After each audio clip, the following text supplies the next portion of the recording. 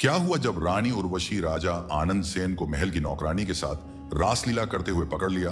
राजा आनंद सेन अपने ऐश्वर्य और भोग विलास के लिए प्रसिद्ध थे। उनके महल में असंख्य रानियां थीं, लेकिन वे कभी भी संतुष्ट नहीं होते थे। उन्हें हमेशा नई स्त्रियों की लालसा रहती थी। महल में एक सुंदर नौकरानी थी जिसका नाम रति था। रति की मादक चाल और चेहरे का आकर्षण पूरे महल में परिचित था। एक दिन राजा आनंद सेन बगीचे में घूम रहे थे। रति की मादक चाल और चेहरे का नूर आनंद सेन का मन मोह लिया। एक दिन राजा ने रति को अपने पास बुलाया। वह झुकी नजरों से उनके सामने खड़ी रही। राजा ने उसे ध्यान से देखा और बोले, रति, तुम्हारी सुंदरता के आगे मेरी सारी रानियां फीकी लगती हैं। मैं तुम्हें महल में सबसे ऊंचा स्थान दूंगा। तुम्हें जो चाहिए मैं दूंगा, बस तुम मेरी हो जाओ। रति यह सुनकर चौंक गई।